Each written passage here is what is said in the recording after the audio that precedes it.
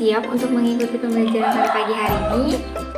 Oke, sip, bagus. Ibu mulai ya. Assalamualaikum warahmatullahi wabarakatuh.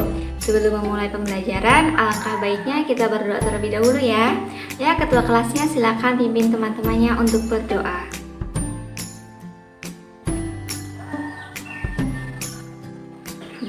Apa kabar kalian semua? Alhamdulillah, luar biasa, Allahu Akbar. Alhamdulillah, semangat semua ya. Ya, kira-kira apa ada yang tidak masuk pada pagi hari ini?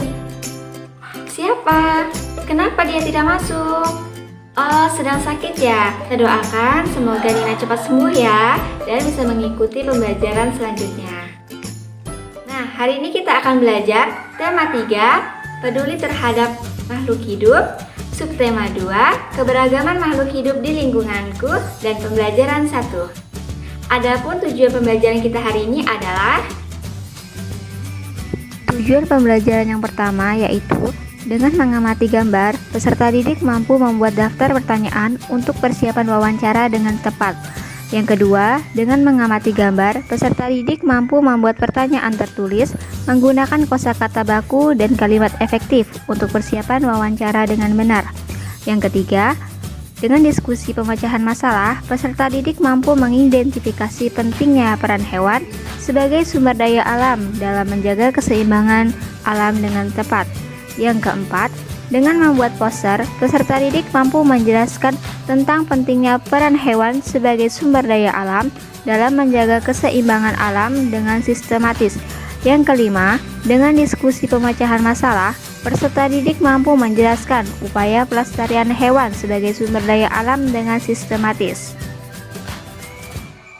Yang keenam, dengan membuat poster, peserta didik mampu melakukan upaya pelestarian hewan sebagai sumber daya alam dengan kepedulian yang tinggi.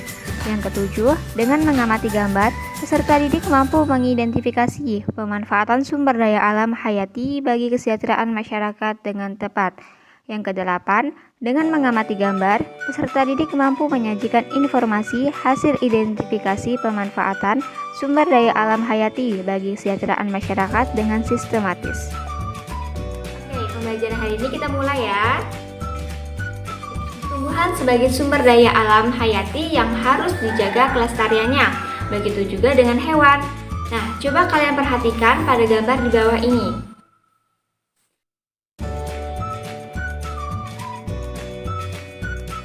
Coba kalian lihat, hewan apakah ini? Ya, benar. Ini adalah hewan komodo dan badak bercula 1. Hewan ini adalah hewan yang dilindungi karena hampir punah. Bagaimanakah keberadaan hewan ini dan mengapa hewan ini dilindungi?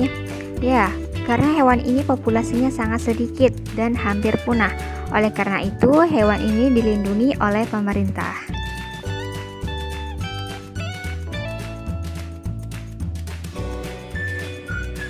Nah, selain tumbuhan, hewan juga merupakan sumber daya alam yang harus dijaga keseimbangan dan kelestariannya. Jika tidak, maka hewan-hewan tersebut akan menjadi langka dan punah, seperti yang terjadi pada burung cendrawasih. Nah, coba kalian amati pada gambar di bawah ini, hewan apa? Ini adalah hewan yang terkenal di Papua. Ya, betul, ini adalah hewan burung cendrawasih. Burung cendrawasih disebut sebagai burung surga. Burung ini menjadi maskot Papua, memiliki warna bulu yang indah.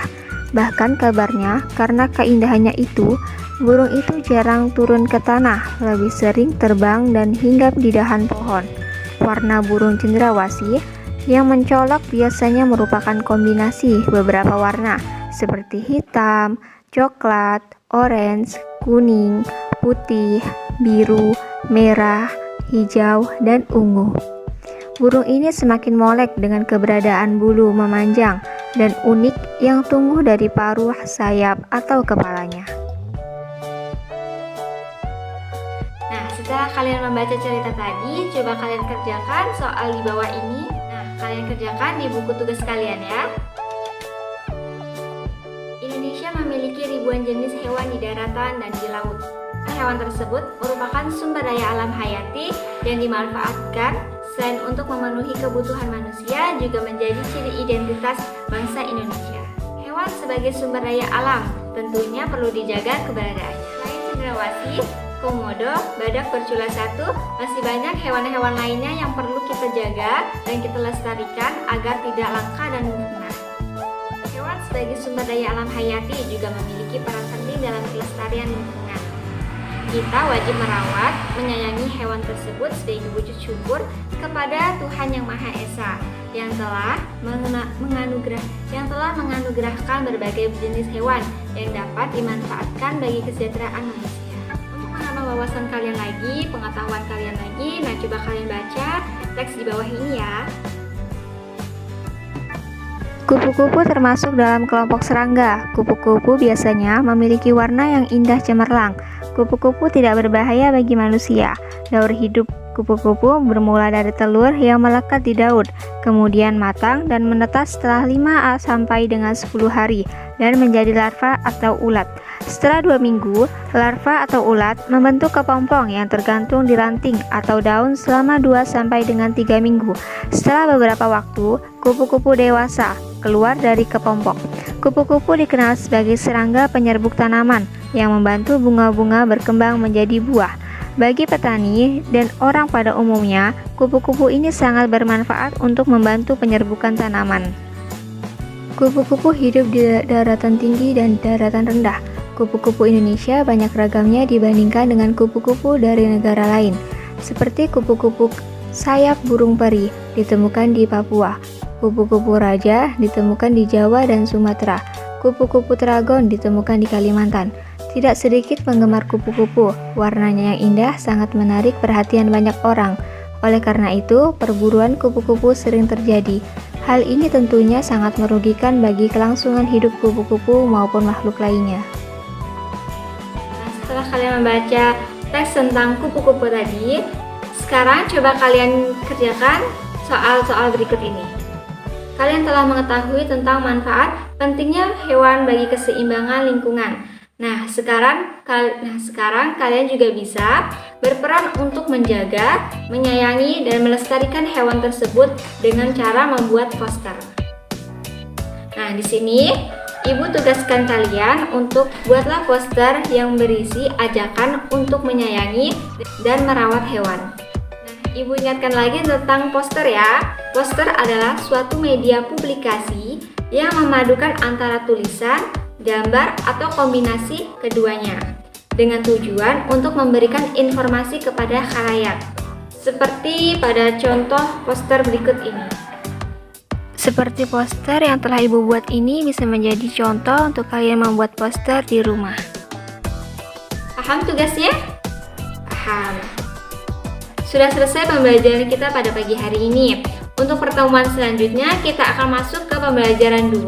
Jika ada yang ingin tanyakan, silakan kalian tanyakan di pertemuan selanjutnya kepada Ibu agar kita bahas bersama-sama dengan teman yang lain. Ibu akhiri sampai di sini ya. Ya, sebelum pulang mari kita berdoa terlebih dahulu ya. Ya, ketua kelasnya silakan pimpin berdoa lagi. Semoga pembelajaran kita hari ini bermanfaat kita semua. Akhir kata Ibu ucapkan wassalamualaikum warahmatullahi wabarakatuh.